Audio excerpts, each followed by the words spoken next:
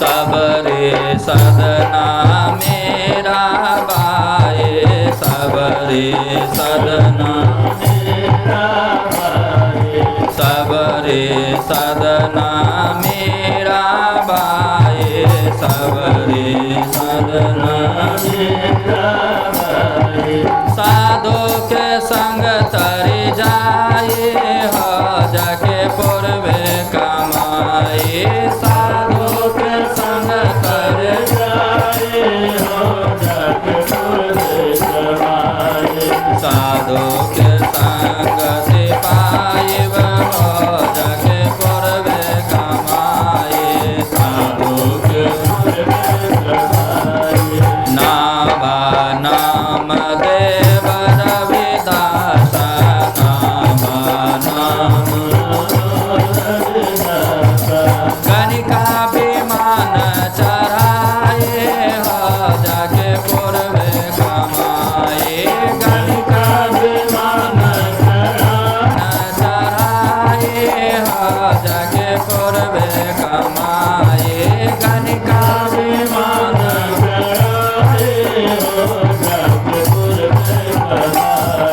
साधु के संग सिपाही हो जाके पूर्वे कमाए, साधु के संग सिपाही हो जाके पूर्वे कमाए।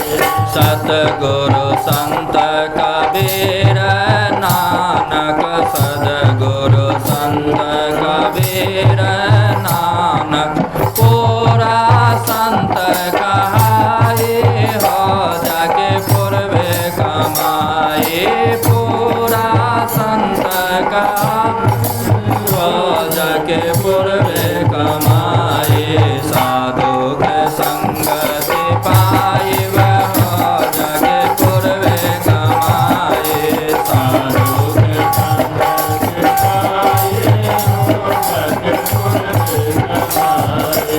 सतगुरु तुलसी देवी साहब, सतगुरु तुलसी देवी साहब, मैं ही संत कहाए हो जाके पूर्वे कमाए, मैं ही संत कहाए हो जाके पूर्वे कमाए, साधु के संग सिपाही हो जाके पूर्वे कमाए, साधु के संग सिपाही हो जाके पूर्वे कमाए, साधु के संग सिपाही हो जाके पूर्वे कमाए, साधु के संग सिपाही हो जाके पूर्वे कमाए। सदानंद भगवान की है।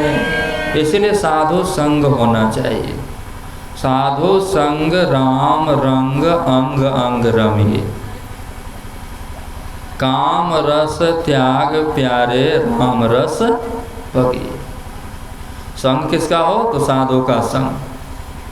देखिए मीराबाई ने संग किया साधु का और रंग लगा भगवान का। रंग किसका लगा? भगवान का। बैठ संतन के संग। किसके संग में बैठी? संत के संग में बैठी। तो संत का ना रंग रंगना चाहिए, लेकिन ये नहीं कहा जा रहा है बैठ संतन के संग रंगी मोहन के रंग,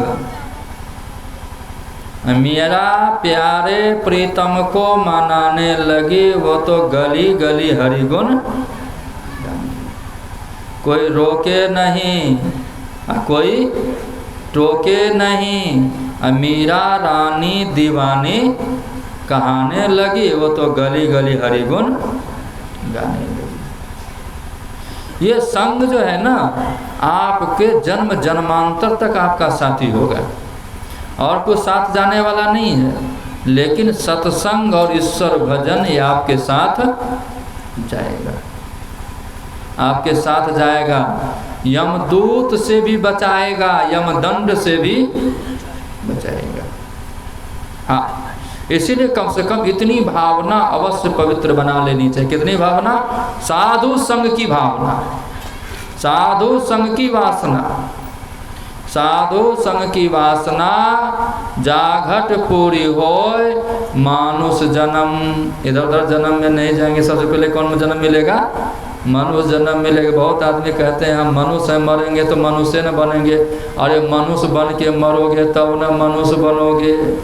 कुत्ता बन के मर गया तो कुत्ते न बनोगे, गधा बन के मर गया तो गधे न बनोगे। नहीं देखते हैं, कहते हैं देखो गधा के तरह। अब गधा तो है नहीं, लेकिन गधा की तरह उसका विचार हो गया। देखो कुत्ता की तरह है, तो कुत्ता तो मनुष्य है, लेकिन कुत्ता की तरह उसका व्यवहार हो गया है ना।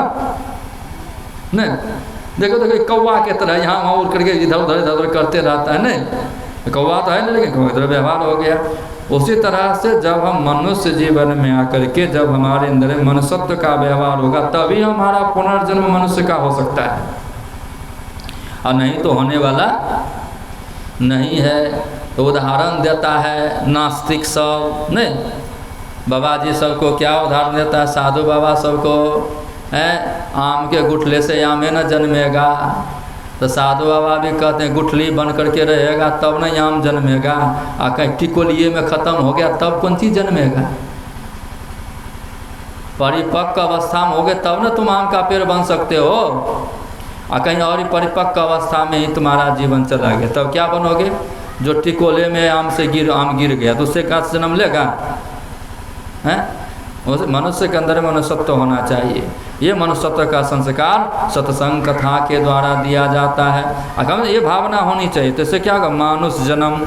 उसके बाद फिर जहाँ का भी जन्म होगा वहाँ का माहौल अध्यात्म का होगा, वहाँ सत्संग कथा वगैरह होते रहेंगे, सत्संग मिले भक्ति प्राप्त, ये भावना होनी चाहिए। और नहीं तो देखिए जो दिन रात भक्ति भजन करने वाले भरत जी और थोड़ा सा हिरण का चिंतन किए, हिरण शावक के रूप में जन्म ले लिए।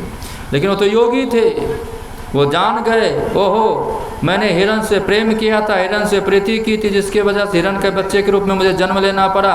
वो दूध पीना छोड़ दिए, 7 दिन में उसकी मृत्यु हो गई। और फिर उसके बाद एक ब्राह्मण के यहाँ उनका जन्म हुआ और उस जन्म में भी उसका नाम रखा गया भरत। पहले भी नाम भरत और दूसरे जीवन में भी नाम भरत। लेकिन वो तो सब कुछ जानते थे, इसीलिए उस जन्म में जो है ना जड़वत व्यवहार करते थे, किसी से कोई मतलब मैं ना नहीं है। जहाँ चले गए, जहाँ पड़े हुए पड़े हैं। खाना कोई भोजन दे दिया तो भोजन कर लिए, कह दिया झाड़ू लगा झाड़ू कह दिया, बर्तन मलो तो बर्तनों मल दिए, कह दिया चौका लगा चौको लगा दिए, कह दिया पानी भरो तो पानियों भर दिए। माना जो कहा वो काम कर दिए, नहीं कहा तो काम करने वाले नहीं। ये जड़वत व्यवहार होने के वजह से भरत का नाम पड़ गया जड़ भरत। क्या नाम पड़ गया? जड़ भरत। अब उसके बाद जब तक कि माँ बाप रहेगा तभी तक न वैसे बच्चे की सेवा होगी। माँ बाप जब चला गया, कई भाई से थे और पिता के परलोक से धरने के बाद पढ़ने लिखने का आग्रह किया तो पढ़ा लिखा तो नहीं है, अमान अपमान की तो कोई भावना तो थी नहीं। उसके बाद एक दिन उसका भाई हो जाए कहता है तुम घर से निकलो। वह घर से निकल गए, जंगल चले गए। कहाँ चले गए? जंगल। मस्ती से ध्यान तपस्या करते थे। और उसी जंगल में एक डाकू रहता था, जो सब डाकू का सरदार था। सामंत शूद्र जाति के थे। किस जाति के थे? सामंत शूद्र जाति के थे। और डाकू के सरदार थे। अब पुत्र की कामना से, बेटा पोता होता नहीं था, बेटा वगैरह होता नहीं था, पुत्र की कामना से भद्रकाली के सामने में संकल्प लिया था, अगर हमको पुत्र हो जाएगा तो हम मनुष्य की बलि देंगे। किसकी बलि देंगे? मनुष्य की बलि देंगे। यहाँ तो पशु बलि की बात छोड़िए, मनुष्य की बलि देंगे। और समय पा करके उनको पुत्र हुआ। समय पे सब कुछ होता है ना। अब सोचा माँ काली जब पुत्र दे दिया तब उनको बलि भी दे दें। एकदम ढोल झांझ मंजीरा बजने लगा, कीर्तन भजन होने लग गया। और किसी एक मनुष्य को अपहरण करके ले आया, उसी को बलि के लिए तैयार किया। और जब वो जान गया कि हमको जो देवी माँ के सामने में काट देगा, मौका पा करके वह भाग गया। रहेगा हाँ, किसी को ले जाएंगे कहेंगे तुमको काट के वहीं पे चढ़ाएंगे, बलि देंगे, तो रहिएगा। मौका पाया कि फिर भाग गए। अब क्या समय निकल रहा है, अंधेरी रात है, अब खोजा ढूंढा तो कोई मिला नहीं, तुरंत अपने सेवक को भेजा, चोर को भेजा, देखो कहाँ गया, आज कोई नहीं मिला। अंतिम में वही अंगिरारस गोत्रीय जो ब्राह्मण कुमार थे जर भरत जी महाराज, वो विरासन पे मृग चरण पे बैठे हुए थे और बरहा आदि से जीवों से खेत की रखवाली कर रहे थे, खेत की रखवाली कर रहे थे। बस चला उन्हीं को पकड़ के लेके चले आए। अजर भरत जी महाराज ये भी नहीं पूछे कि हमको तुम कहाँ लिए जा रहे हो, मेरे साथ क्या करोगे, चलो जहाँ ले चलना है ले चलो।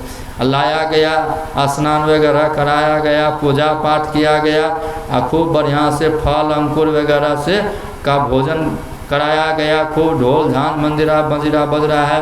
अब पुरुष पशु को भद्रकाली के सामने सिर नीचा सिर करा के बैठा दिया, भरत जी महाराज को बैठा दिया। और इसके पश्चात और जो चोर का सरदार था और वो पुरोहित बने बैठा हुआ, लुटेरा नर पशु के रुधिर से देवी को तृप्त करने की कामना से देवी मंत्र से अभिमंत्रित करके जैसे तलवार उठाया। चोर तो स्वभाव से रजोगुणी और तमोगुणी होते हैं, धन के मद में मत्त होते हैं, उन्मत्त होते हैं, हिंसा की भावना, हिंसा में उनकी स्वाभाविक रुचि होती है। ये देख करके मैया काली को सहन नहीं हुआ, एकाएक मूर्ति को फोड़ करके प्रकट हो गई भद्र काली मैया की। काली माँ प्रकट हो गई मूर्ति फोड़ करके। देखिएगा कल जो है खम्भ फोड़ करके नरसिंह भगवान प्रातःकाल प्रकट होंगे भाई। आज मूर्ति फोड़ करके माँ काली प्रकट हो गई। हाँ, मूर्ति फोड़ करके प्रकट हो गई और उसके बाद अत्यंत असहनशीलता और क्रोध के कारण उनकी भौं चढ़ी हुई थी, कराल दाढ़ें चढ़ी हुई, आँखें लाल, चेहरा बड़ा भयानक जान पड़ता था। और उसके उस विकराल वेश को देखकर ऐसा जान पड़ता था मानो वो पूरे संसार को संहार कर देगी, खाली चोरबे को नहीं, बदमाश में पूरे संसार को संहार कर देगी। और क्रोध से तर्क करके बड़ा भीषण अट्टहास कर रही है, उछल रही है और उछल करके उस अभिमंत्रित खड्ग को अपने हाथ में ले ली और उसी खड्ग से वहाँ के सारे चोर के सरदार सब चोरों के पापियों के सिर को उड़ा दिया। अगर माँ को बलि पसंद था तो सिर नहीं न उड़ाता। देखिए भागवत महापुराण की कथा है, कोई कपोल कल्पित कथा नहीं है, त्रिकालदर्शी सुखदेव मुनि का विवेचन है। हाँ, सबके सिर को उड़ा दिया और अपने गणों के सहित उनके गले से बहता हुआ गरम गरम रुधिर आवस पी कर उन्मत्त होकर उस सर में गाने लगी, नाचने लगी और सिर को गेंद बना करके खेलना शुरू कर दी। परीक्षित, सच है महापुरुषों के प्रति किया हुआ अत्याचार अपराध जो है वो कोई देवी देवता या भगवान भगवती कभी सहन नहीं करते। वो तो अपराध किया था ना, और उनकी रक्षा हो गई। एवं प्रकार से फिर वहाँ से जो है ना, वहाँ से भरत जी महाराज वहाँ से निकल गए और निकल करके फिर वन चले गए। और उसी समय सिंधु सौवीर के एक राजा थे, उनका नाम था रहुगन। सिंधु सौवीर के राजा क्या नाम था उनका? रहुगन। जानते हैं हिंदू शब्द कहाँ से आया? उर्दू के 4 गो स्व को बोलेगा तो जी उल्टेगा, लेकिन सिंधुवासी बोलने में जी नहीं उल्टेगा, ये नाटक ही न है। उर्दू में 4 गो स्व है। कितना स्व है? 4 गो स्व है।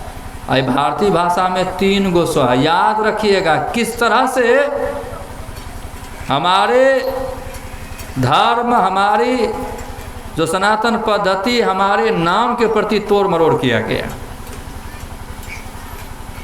हम लोग सिंधुवासी हैं। कौन है? सिंधुवासी हैं।